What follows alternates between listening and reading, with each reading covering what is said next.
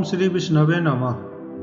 भगवान विष्णु जगत के पालनहार कहलाते हैं और इसके लिए उन्हें कई बार धर्म की मर्यादा का भी उल्लंघन करना पड़ा। यहाँ तक कि इन्हें सृष्टि की रक्षा के लिए एक स्त्री के साथ छल से भी संबंध बनाने पड़े। तो दोस्तों, आइए जानते हैं भगवान विष्णु की ऐसी घटनाएं जिनमें सृष्टि के कल्याण के लिए उन्हें छल का सहारा लेना पड़ा था। नमस्कार दोस्तों, हमारे YouTube चैनल दिव्य पुराणी ज्ञान में आपका स्वागत है। मोहिनी बनकर देवताओं को पिलाया अमृत। एक बार दैत्यों के राजा बलि से युद्ध में हार जाने के बाद इंद्र और अन्य देवताओं के साथ अपना स्वर्गलोक वापस पाने के लिए भगवान श्री हरि की शरण में गए। श्री हरि ने कहा कि आप सभी देवतागण दैत्यों से सुलह कर लीजिए और उनका सहयोग पाकर मंदराचल को मथानी और वासुकी नाग को रस्सी बनाकर क्षीर सागर का मंथन करें। समुद्र मंथन से जो अमृत प्राप्त होगा उसे पिलाकर मैं आप सभी देवताओं को अजर अमर कर दूंगा। इसके बाद ही देवता दैत्यों का विनाश करके दोबारा स्वर्ग पर आधिपत्य पा सकेंगे। अमृत के लालच में आकर दैत्य समुद्र मंथन के लिए तैयार हो गए। फिर समुद्र मंथन करने पर अमृत निकला तो सुर और असुरों में उसको लेकर झगड़ा होने लगा। तब भगवान विष्णु ने मोहिनी रूप धरकर छल से केवल देवताओं को ही अमृत पान कराया। दूसरी कथा है राजा बलि से छीना राजपाट। त्रेता युग में बलि नाम का दैत्य भगवान विष्णु का परम भक्त था। वह बड़ा दानी, सत्यवादी और धर्मपरायण था। आकाश, पाताल और पृथ्वी तीनों लोक उसके अधीन थे, जिससे दुखी होकर सभी देवताओं ने भगवान विष्णु के पास जाकर उनकी स्तुति की। भगवान ने सभी को राजा बलि से मुक्ति दिलवाने के लिए वामन अवतार लिया और एक छोटे से ब्राह्मण का वेश बनाकर उन्होंने राजा बलि से 3 पग पृथ्वी मांगी।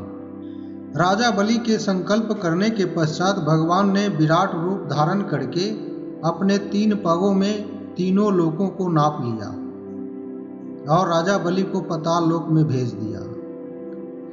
तीसरी कथा है भगवान विष्णु ने शुक्राचार्य की एक आंख फोड़ दी थी। राजा बलि जब वामन अवतार को 3 पग धरती दान करने का संकल्प ले रहे थे, तब दैत्यों के गुरु शुक्राचार्य ने राजा बलि को आगाह किया कि ये वामन अवतार कोई और नहीं, भगवान विष्णु हैं, जो छल से आपका सारा राजपाट छीन लेंगे। बलि तब भी नहीं माने। उन्होंने वचन दे रखा था। उन्होंने कहा कि वह दान करने के अपने धर्म से पीछे नहीं हट सकते। जैसे ही राजा बलि संकल्प करने के लिए अपने कमंडल से जल लेने चले, शुक्राचार्य उनके कमंडल की टूटी में जाकर बैठ गए ताकि जल न निकल सके। वामन के रूप में भगवान विष्णु शुक्राचार्य की चाल समझ गए और उन्होंने टोटी में सींक डाली तो उसमें बैठे शुक्राचार्य की आंख फूट गई। मधु कैटभ का वध। मधु और कैटभ नाम के 2 शक्तिशाली दैत्य थे जो ब्रह्मा जी को मारना चाहते थे।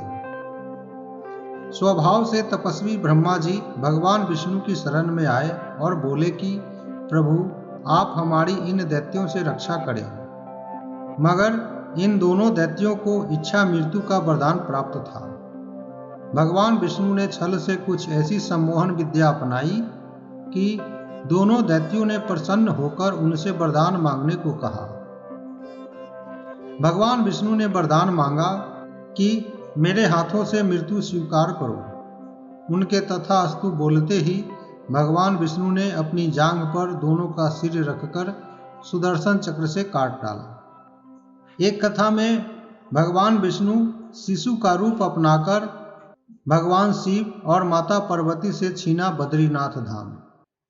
एक बार भगवान विष्णु को तपस्या करने के लिए एकांतवास की आवश्यकता थी, तो उन्होंने भगवान शिव और माता पार्वती का निवास स्थान बद्रीनाथ धाम सर्वाधिक उपयुक्त लगा। तब भगवान विष्णु ने शिशु अवतार लिया और बद्रीनाथ स्थित भगवान शिव की कुटिया के बाहर आकर रोने लगे। बच्चे के रोने की आवाज़ सुनकर माता पार्वती आई और उसे दूध पिलाया और कुटिया के अंदर ले जाकर सुला दिया और शिव जी के साथ स्नान करने चली गई। वापस आने पर देखा कि दरवाजा अंदर से बंद था। पार्वती जी ने बच्चे को जगाने का प्रयास किया तो बच्चा नहीं जगा। तब भगवान शिव जी ने कहा कि अब उनके पास दो ही विकल्प है, या तो यहाँ की हर चीज़ को वो जला दें या फिर यहाँ से कहीं और चले जाएं। बच्चे के अंदर सोने के कारण वह उस कुटिया को नहीं जला सकते थे। अंत में उन्हें बद्रीनाथ छोड़कर केदारनाथ में अपना निवास स्थापित करना पड़ा। देवी वृंदा का सतीत्व भंग किया। जलंधर नाम के एक राक्षस के आतंक से तीनों लोक तंग आ चुके थे। यहाँ तक कि एक बार युद्ध में भगवान शिव को भी उसने पराजित कर दिया था। उसकी अपार शक्तियों का कारण थी उसकी पत्नी वृंदा। वृंदा के पतिव्रता धर्म के चलते जलंधर इतना शक्तिशाली था। एक बार भगवान विष्णु समूचे विश्व की रक्षा के लिए जलंधर का रूप धरकर वृंदा के करीब आए और उसका सतीत्व भंग कर दिया।